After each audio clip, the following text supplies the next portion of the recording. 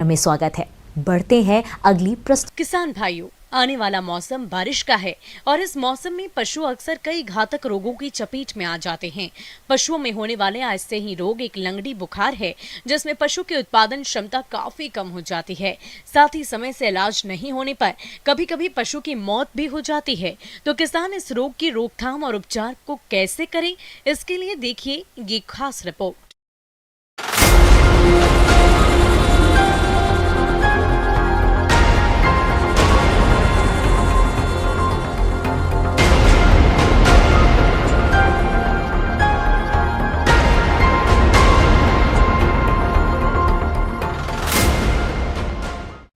Dairy पालन एक फायदेमंद व्यवसाय है। यह व्यवसाय न केवल भारत में दूध आपूर्ति करता है, बल्कि इसमें रोजगार की भी काफी संभावनाएं हैं। लेकिन अक्सर पशुओं का सही तरीके से प्रबंधन न करने के कारण यह व्यवसाय घाटे में चला जाता है, जिसका प्रमुख कारण है पशुओं में लगने वाले रोग। और इन्हीं रोगों में आज हम बात करने जा रहे हैं ब्लैक क्वार्टर रोग की, जिसे अलग अलग क्षेत्रों में लंगड़ी, सुजका, जहरवाद आदि नामों से जाना जाता है। पशुपालक भाइयों, वैसे तो यह रोग गाय और भैंस दोनों में होता है, परंतु यह रोग गायों में अधिक पाया जाता है और इससे अच्छे व स्वस्थ पशु ही ज्यादातर प्रभावित होते हैं। यह एक जीवाणु जनित छूतदार संक्रामक रोग है, जो कि बरसात में अधिक फैलता है। स्वस्थ पशुओं में यह बीमारी रोगी पशु के चारे, दाने या पशु के घाव द्वारा फैलती है। इस बीमारी से ग्रसित पशु में अचानक तेज बुखार आना, खाना पीना एवं जुगाली बंद कर देना, शरीर के विभिन्न अंगों में अकड़न, आंखों का लाल होना, पुट्ठे पर गर्म सूजन जो बाद में ठंडी हो जाती है और सूजन को दबाने पर गैस भरी होने से चट चट की आवाज होती है और पशु का पहले लंगड़ाना एवं बाद में चलने फिरने में पूर्णतया असमर्थ हो जाना आदि इस बीमारी के प्रमुख लक्षण हैं, जिसे देखकर पशुपालक रोगी पशु की पहचान कर सकते हैं। पशुपालक भाइयों, इस बीमारी से अपने पशुओं का बचाव करना बहुत ही जरूरी होता है, तभी आप अपने दुधारू पशुओं से अधिक दुग्ध उत्पादन ले सकते हैं। इसलिए आप प्रतिवर्ष पशुओं को इस रोग से बचाने के लिए मॉनसून से पहले टीका अवश्य लगवाएं। यह टीका 3 वर्ष की आयु तक ही लगाया जा सकता है। रोगी पशु को नदी, तालाब, पोखर आदि में पानी ना पीने दें। रोगी पशु को स्वस्थ पशुओं से अलग रखें और स्वस्थ पशुओं को दाना पानी आदि पहले देवें। इसके अतिरिक्त रोगी पशु के संपर्क में आई वस्तुओं की लाल दवा या फिनाइल से सफाई करें। लेकिन यदि इन उपायों को अपनाने के बावजूद भी आपका पशु रोग की चपेट में आ जाए, तो आप निकटतम पशु चिकित्सालय को रोग की सूचना देवें एवं रोगी पशु का तुरंत इलाज कराएं। पशुपालक भाइयों, यदि आप इन बताए गए पहलुओं को अमल में लाते हैं, तो आप अपने पशुओं को स्वस्थ रखने के साथ साथ इनसे अधिक दुग्ध उत्पादन करके अच्छा लाभ कमा सकते हैं।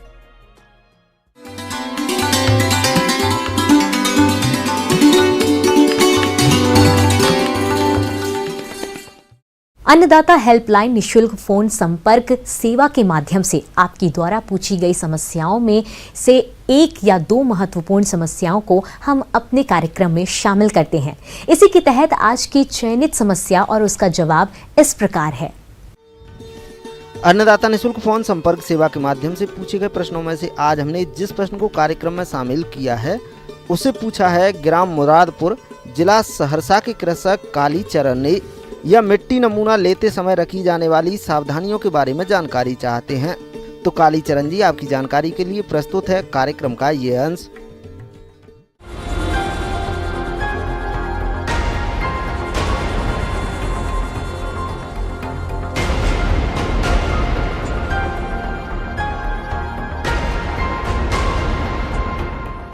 जो हमारे ये गर्मी का समय चल रहा है और अभी हमारे खेत भी खाली है। खेत हमारे खाली हो चुके हैं, सभी प्रकार की फसलें कट चुकी हैं और अब गर्मी का जो समय होता है, अप्रैल और मई का जो समय होता है, वो समय होता है मिट्टी नमूना लेने का। खेतों में पहले से कोई खाद ना पड़ी हो, यानी कि हमको बिल्कुल नेचुरल अवस्था में, प्राकृतिक अवस्था में जैसा हमारा खेत है उसी समय का हमको लेना है। मृदा टेस्ट का लाभ आज किसान समझने लगे हैं और जिम्मेदारी से करा भी रहे हैं, लेकिन कई क्षेत्रों में अभी मृदा जांच के लिए समस्याएं आ रही हैं और किसान भी लापरवाह बने हुए हैं, जबकि मिट्टी के स्वास्थ्य के लिए मृदा जांच जरूरी है। एक चीज़ ये भी ध्यान देना है हमको कि नमूना लेते समय हम पहले खेत के चारों तरफ घूमें, चारों तरफ हम मेड़ से देख लें और देखने के बाद में हम उसके में स्थान चिन्हित करें, क्योंकि जिस सिस्टम के तहत हम नमूना लेंगे, मिट्टी नमूना, वो हमारा कहलाता है जिगजैग सिस्टम। जिगजैग सिस्टम के तहत अगर हम नमूना लेते हैं तो उसमें हम पहले 5 जगह पे अपने बिंदु चयनित कर लेते हैं कि हमको नमूना किस किस स्थान से लेना है। वहाँ पे हम मिट्टी के ऊपर की हल्की सी परत, यानी कि जो घास फूस लगे होते हैं उनको हटा करके उसके में 15 से 20 सेंटीमीटर का हम वी आकार का गड्ढा करते हैं। और वी आकार का जब हम गड्ढा करते हैं उस मिट्टी को निकाल करके अलग कर देते हैं, क्योंकि वो मिट्टी हमारे लिए उपयुक्त नहीं है। चारों तरफ की जो लेयर होती है, दीवारें होती हैं, उनको यानी कि ऊपर से नीचे की ओर खरोचते हैं और वो खरोची हुई मिट्टी को हम साफ तसले में या साफ पॉलीथीन में हम इकट्ठा कर लेते हैं। और यही इसी प्रकार से प्रोसेस हमको पूरे पॉइंट 1, 2, 3, 4 और 5 पाँचों गड्ढों से हमको इकट्ठा करके उस मिट्टी को इकट्ठा कर देना है एक साथ उसी तसले में रखना। और फिर हमको एक जगह पे बड़ी सी साफ पॉलीथीन या तिरपाल पे कि जब ढेर लग गया तो उसको हम जैसे रोटी बनाते हैं, रोटी की तरह उसको गीला नहीं करना है, सूखी मिट्टी को ऊपर से बिल्कुल गोल आकार करना है, गोल चंद्रमा आकार में कर लेना है और उस पर हमको धन का निशान लगाना है। जब धन का प्लस का निशान हम लगाते हैं तो वो हमारी मिट्टी 4 भागों में बटेगी। आमने और सामने की मिट्टी यानी 2 भागों को हमको लेना है, 2 भागों को हमको फेंक देना और फिर उसके बाद में जितनी मिट्टी बची फिर उसको हमको गोल चंद्रमा आकार करना है और फिर से हमको धन का निशान लगाना है।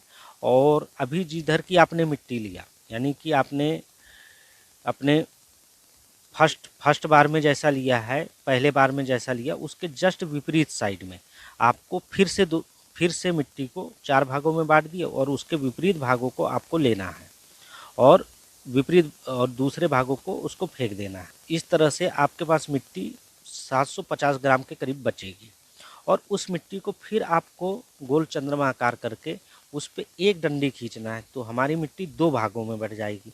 जब 2 भागों में बढ़ जाएगी हमारी मिट्टी तो हमको एक भाग को फिर से अलग कर देना है और एक भाग को बढ़िया व्यवस्थित साफ पॉलीथीन हो या कपड़े की थैली हो, उसमें हमको उस मिट्टी को डाल देना है। और उस मिट्टी को डालने के बाद में उसमें हमको एक कागज़ में किसान का नाम, किसान का जाति, किसान के पिता का नाम, किसान का गांव, किसान का विकास खंड, किसान का जिला, नमूना लेने की तारीख और खसरा नंबर, रकबा नंबर, आधार नंबर और अपना मोबाइल नंबर और आपने पूर्व में कौन सी फसल लिया था और बाद में कौन सी फसल लिया था, ये सभी चीज़ों का समावेश करना है। उस पर्ची को पोटली के ऊपर में हमको ऊपर में मुहाड़े में बांधना है। फसलों को आमतौर पर 17 पोषक तत्वों की जरूरत होती है, जिसमें से कुछ प्राकृतिक रूप से मिलते हैं, लेकिन कुछ तत्वों को जरूरत के हिसाब से देने की जरूरत पड़ती है। और ये तत्व मिट्टी में कितनी मात्रा में है या नहीं, इसकी जानकारी के लिए मृदा टेस्ट ही कराना पड़ता है। और हमको अपने नज़दीकी किसी भी प्रयोगशाला में, चाहे वो कृषि विभाग की हो, चाहे वो कृषि विज्ञान केंद्र की हो, चाहे वो विश्वविद्यालय की हो, और भी जो भी हमारी प्राइवेट नज़दीकी प्रयोगशाला है जहाँ पे सुविधाएं अच्छी हैं, वहाँ पे आप उसका परीक्षण करा सकते हैं। जब टेस्टिंग होने के बाद में जो रिपोर्ट कार्ड मिलता है, उस रिपोर्ट सोयल हेल्थ कार्ड, और उस सोयल हेल्थ कार्ड को आप अच्छे से समझिए, जिससे कि आपको समझ में आए कि हमारी मिट्टी में किस चीज़ की कमी है और कौन सा पोषक तत्व की कमी है और क्या चीज़ डालेंगे तो इसकी प्रतिपूर्ति होगी, कितनी मात्रा में डालेंगे तो इसकी प्रतिपूर्ति होगी। ये हमारे लिए जागरूकता की भी बात है और सावधानी की भी बात है और ये हमारे स्वास्थ्य के लिए भी अच्छा है।